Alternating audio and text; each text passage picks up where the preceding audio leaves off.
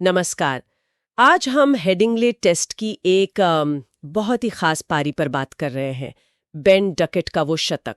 हमारे पास कुछ लेख भी हैं, जैसे डकेट का शतक, इंग्लैंड की ऐतिहासिक चेस। इंग्लैंड के सामने टारगेट था 371 रन का, जो कि बहुत बड़ा था। और डकेट ने मैंने जो शुरुआत दी, उसने मैच का मोमेंटम ही बदल दिया। तो चलिए इस पारी को थोड़ा और समझते हैं कि ये इतनी खास क्यों बनी। डकेट ने बनाए थे शानदार 149 रन, वो भी मैच की चौथी पारी में। ये उनका छठा टेस्ट शतक था, पर इसका महत्व इसलिए भी ज्यादा है क्योंकि ये तब आया जब इंग्लैंड पर बहुत दबाव था, है ना? हाँ बिल्कुल। और ये चौथी पारी का शतक, ये अपने आप में, जैसा कि स्रोत बताते हैं, एक रिकॉर्ड जैसी बात है। इंग्लैंड के लिए ऐसा पहली बार हुआ कि किसी ओपनिंग बैट्समैन ने चौथी पारी में सेंचुरी लगाई हो। तो ये दिखाता है कि ये कितना रेयर और प्रभावशाली प्रदर्शन था, खासकर जब चौथी पारी में पिच अक्सर गेंदबाजों को ज्यादा मदद करती है। सही कहा। और सिर्फ शतक ही नहीं, जिस अंदाज से, जिस तेजी से उन्होंने रन बनाए वो भी कमाल था। सिर्फ 121 गेंदों में सेंचुरी पूरी कर ली, जिसमें 14 चौके थे। तो ये जो आक्रामकता थी, ये सिर्फ तेज रन बनाने के लिए थी, या लेखों में कुछ और भी बताया गया है इसके पीछे, कोई खास रणनीति? हाँ, लेख इस पर जोर देते हैं कि ये सिर्फ अंदाजियां हिटिंग नहीं थी, एक सोची समझी अटैकिंग थी। डकेट ने कुछ खास गेंदबाजों को टारगेट किया, फील्ड प्लेसमेंट का पूरा फायदा उठाया, और इसी अटैकिंग अंदाज ने जैक क्रॉली के साथ वो पहले विकेट के लिए 188 रनों की रिकॉर्ड साझेदारी की नींव रखी। अगर हम इसे थोड़ा बड़े नजरिए से देखें तो इस पार्टनरशिप ने इंडियन बॉलर्स और फील्डर्स पर जबरदस्त प्रेशर बना दिया था। हाँ, और ये प्रेशर सिर्फ स्कोरबोर्ड पर नहीं दिखा।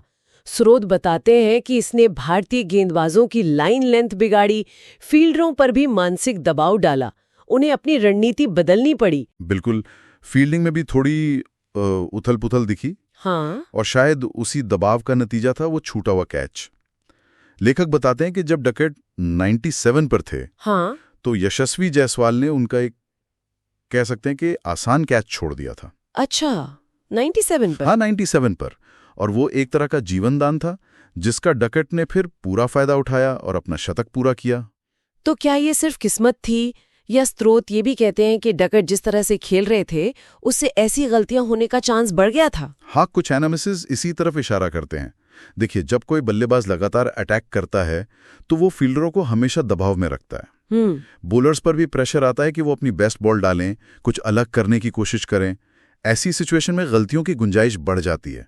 तो हाँ, उनका वो बेखौफ अंदाज और साथ में थोड़ी किस्मत, इसने मैच का रुख पलट दिया। इस पारी ने सिर्फ इंग्लैंड की वापसी नहीं कराई, बल्कि भारत को एकदम बैकफुट पर धकेल दिया था उस वक्त।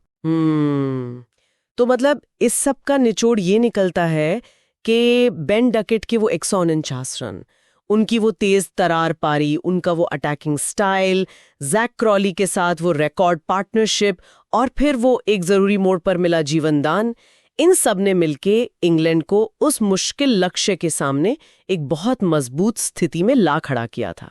जैसा कि हमारे स्रोत भी बता रहे हैं, इसने आगे के बल्लेबाजों के लिए एक बढ़िया प्लेटफॉर्म तैयार कर दिया। बिल्कुल, एकदम सही। और अंत में एक सोचने वाली बात यह है कि जब कोई एक बल्लेबाज इतने बड़े टारगेट का पीछा करते हुए इस तरह की निडर काउंटर अटैकिंग पारी खेलता है, तो इसका सामने वाली टीम की जो रणनीति होती है, जो उनके खिलाड़ियों की साइकोलॉजी होती है, उस पर कितना गहरा और शायद लंबे समय तक असर पड़ता होगा। क्या ये उन्हें अपनी प्लानिंग पर, अपने तरीकों पर शक करने पर मजबूर कर देता है? ये सिर्फ उस मैच के लिए नहीं, बल्कि शायद सीरीज में आगे के लिए भी एक मनोवैज्ञानिक बढ़त दे सकता है।